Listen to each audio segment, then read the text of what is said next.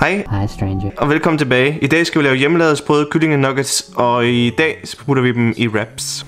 Og for at få de perfekte sprøde kyllingenuggets, så skal du bruge cornflakes, mel og æg. Du glemmer kyllingen. Nej. Opskriften passer til 2 personer. Vi tager cornflakes, salt og peber. Det hælder vi ned i en blender. Will it blend? That is the question.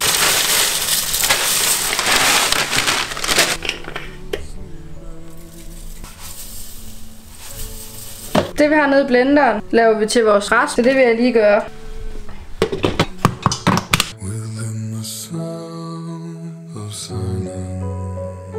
Raspen hælder vi ud i en tallerken, og så vil jeg lige forberede 2 tallerkener. En med mel og en med æg. Så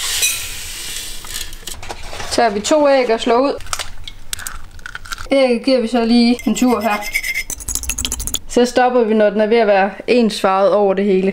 Den sætter vi til side. Den sidste tallerken, vi lige skal have forberedt, det er med mel og salt og peber. Vores tallerken med mel, peber, det passer vist lige, og salt. Blandes med en gaffel. Af kyllingen bruger vi bare brystfilet. Kyllingen tager vi og skærer i passende stykker. Du skærer med de stykker, du gerne vil have. Jeg skærer dem lidt små. Det synes jeg er bedst, når det er til pandekager.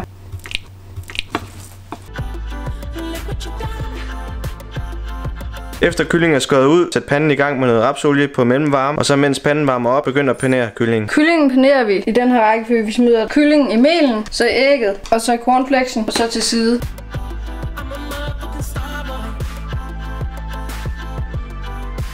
Når alle kyllingenuggetsene er blevet paneret, så begynder jeg at putte dem på panden, og så holde øje med dem, så de ikke brænder på.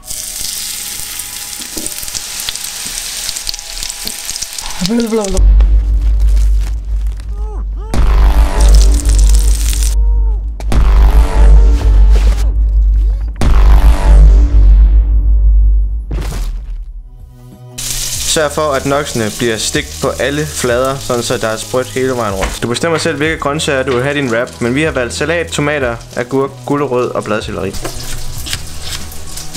Tortilla-wrapsene skal kun have et par minutter i ovnen. Så er de færdige. Lad os teste, om de er blevet sprøde.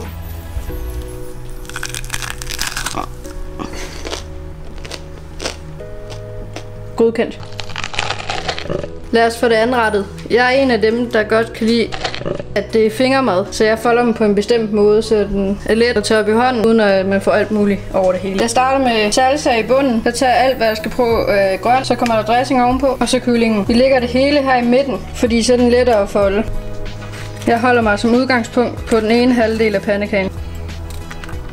De mindste ting fra salaten først. Så selve salaten, tag en håndfuld, klem den godt sammen, mas den lidt ned i midten. Folder vi her fra bunden af.